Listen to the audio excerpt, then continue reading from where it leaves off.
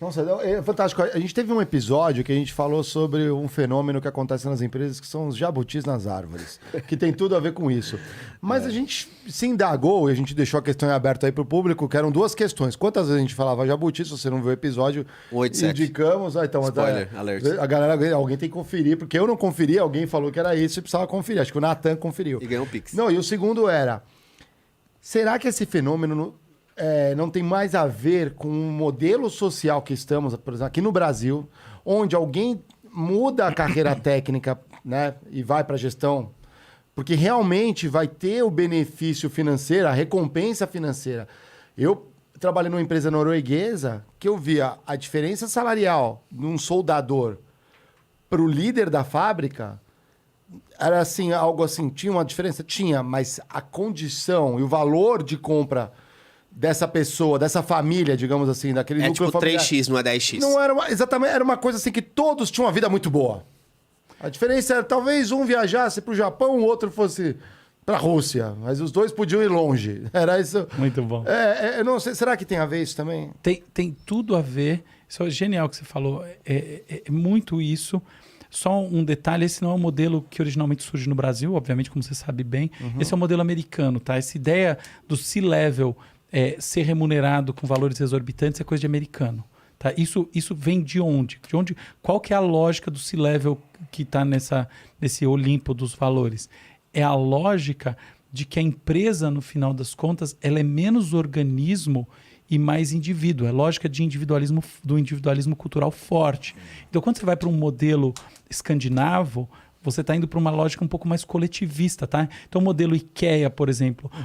A gente sabe bem que esqueci o nome agora daquele cara, que era o fundador lá, o visionário. Um dos caras mais interessantes que tem para se estudar. Ele ia com o Volvo velho dele, parava lá no estacionamento em qualquer lugar a vida toda. E se alguém viesse com... Já tentaram, obviamente, botar a vaga especial. Eu falava, cara... certamente, toda vez ele tinha que parar e explicar por que essa era uma má ideia para todo mundo, inclusive para a IKEA. Por quê? Não preciso dizer para todo mundo que entende o case, mas para quem não entende, porque a sinalização de que, acima de tudo aqui, a gente tem um organismo e não uma cabeça separada do corpo, é o que fazia a empresa funcionar tão bem harmonicamente, com menos turnover e muito maior capacidade de transformação interna do que as concorrentes. Mas aí não vem uma questão Deixa eu só dar um exemplo real, acho que para quem tá vendo em casa... Esse é o mais real que eu conheço. Não, é que tem um prático que a gente... Brincadeira. Não. Tem um prático que... O estacionamento da Suécia. Eu contei já essa história aqui. Não, de Panamá, no Panamá, P&G no Panamá. É a mesma coisa. Longe? Pode explicar, explica aí o que. É que no Panamá não era bem assim, não, porque tinha muito brasileiro lá. Então, mas o que é o seguinte, estragou, né, o modelo. Tinha uma fábrica aí na Suécia, que aí foi um diretor daqui do Brasil visitar. E aí, no primeiro dia que era a visita, né, normal, chegaram mais cedo, porque o diretor foi buscar no hotel a equipe do Brasil. E aí chegaram na fábrica, era umas 6h30. Então não tinha ainda tantos carros no estacionamento e tal. Assim que entra no estacionamento, a primeira vaga parou. E tinha mais 100 metros de carro para frente, que podia parar vagas. Todas as vagas abertas. Livres. E aí parou assim, o brasileiro já perguntou assim, mas pelo amor de Deus, por que você tá parando aqui? Olha, tem mais 100 metros para frente pra gente andar ainda. Ele falou, não, mas é melhor que as vagas mais próximas sejam para quem chega atrasado. Porque a pessoa pode chegar e trabalhar. Eu conheço. E assim, era uma ignorância mas por que você está perguntando isso, brasileiro burro? Tão grande, que é onde cultural, vem a cultura. Né? A cultura é... Sim, alguém teve um problema, né? ele vai chegar ali e já tem que trabalhar, né? Aqui, se a sua vaga não for pega por outra pessoa, pior ainda, né? Nossa, cara, é capaz de estacionar de lado ainda para pegar. Mas é engraçado que um eixo cultural no mundo que hoje já é tão globalizado ainda exista de maneira tão forte, né? Opa, existe totalmente. Mas tem a ver com a nossa questão de sobrevivência, aquele impulso individual, lei de Gerson, onde vem essa linha? Então, sem dúvida, tem a ver com como essas coisas são estimuladas nas pessoas, tá? Então, se você estimular do jeito certo, quase todo mundo tem esse lado. Sabe? Põe a pessoa sob uma pressão, risco de vida, e você vai ver surgir. Ou, em geral, se o risco de vida é real, você vai ver morrer. Então, isso existe. Mas eu pessoalmente acho que nesses casos, como não são estímulos crônicos, não são estímulos agudos. A gente chama isso de cultura, né? O que é cultura? Estímulo crônico. Então, é muito mais dado pela percepção do dia a dia. Então, por exemplo, o que vai determinar essa inclinação natural de deixar a vaga para o outro? Outros processos parecidos, no qual você pensa, o resultado para o todo conta mais do que o resultado das partes, seja eu a parte ou qualquer outra parte. Se você está convencido que é um jogo cooperativo, colocando na linguagem da teoria dos jogos, e não um jogo de soma zero, é isso que você vai fazer. Onde que surge, não é onde surge, mas onde o diferencial ganha momento, né? O oposto disso. No modelo de cultura corporativa americana, que é a ideia justamente de que é um jogo de soma zero do ponto de vista do executivo. Isso não é falar mal do executivo, é porque o próprio executivo está tensionado por métricas que colocam ele, enquanto ele ou ela, né, na berlinda em relação a essa percepção do sistema, sistêmica, no sentido bom da palavra sistêmico. Isso acontece demais. Então, você põe aquela pessoa numa lógica de que, olha, no final das contas, vamos pensar no modelo de uma escola. Não importa a sua participação, não importa o que você fala, é a nota na tua prova. Mas tá bom, se a nota na minha prova, então se eu sou um otimizador, um rational maximizer, eu vou só focar na prova e dane-se o resto. Mas não é isso que você está trazendo para a pessoa? Se ela a gente não está falando de racionalidade. O vestibular é isso, né? Os cursinhos é isso. A gente não está falando de racionalidade, isso aí que é a decisão racional.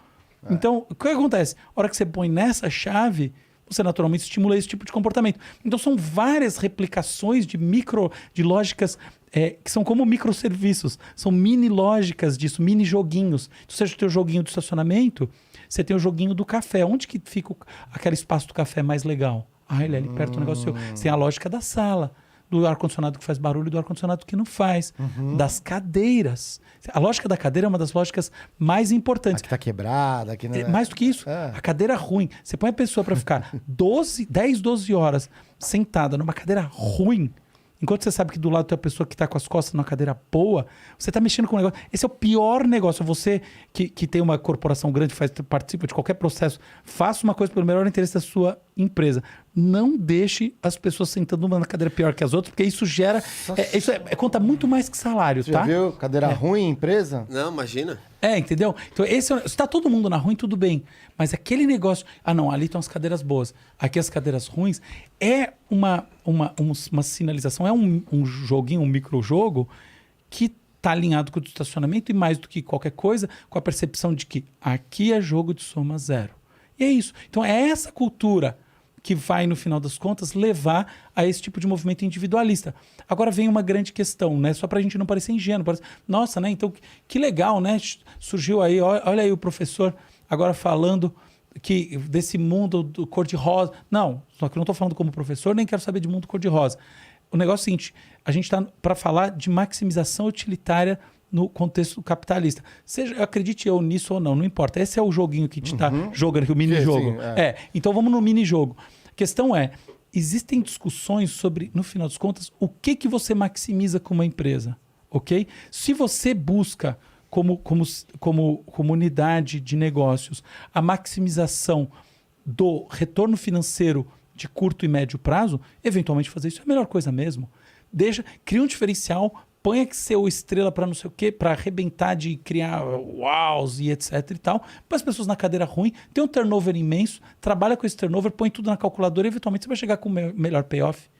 Agora, e se em vez disso, pode ser o caso, depende, o seu objetivo não é maximizar retorno imediato, é maximizar a sustentabilidade dessa empresa. É maximizar, por exemplo, o valuation dessa empresa. Porque não vamos esquecer que as métricas de curto prazo não são as métricas do valuation. Porque, entre outras coisas, conta reputação. Uma das coisas boas que esses aplicativos... Eu sempre achei, tipo, o Glassdoor, as coisas... A maior sacanagem que tem no mundo, tá? Pra ser bem sincero. Porque gera inveja, talvez. E mais do que isso. É tipo assim, peraí que eu criei um aplicativo que pode tirar foto da calcinha e da cueca dos outros. Entendeu? É um absurdo. Sim, mas eu entendo que tem um papel positivo na sociedade, que é o seguinte, é externalizar percepções sobre assimetria, sobre coisas assim, que no final das contas tornam coisas claras como, será que aqui o objetivo é esse retorno esperado mais imediato? É tipo assim, no final das contas, dinheiro na mão, seja do acionista, né? Seja através de distribuição de lucro, seja através de qualquer outra métrica aqui direta, ou será que eu estou buscando mais um valuation de médio e longo prazo, né? A sustentabilidade dessa empresa e a continuidade dela? Grandes empresas, no meu ponto de vista, são empresas que conseguem jogar esse segundo jogo sem se tornarem caducas, sem se tornarem velhas por isso.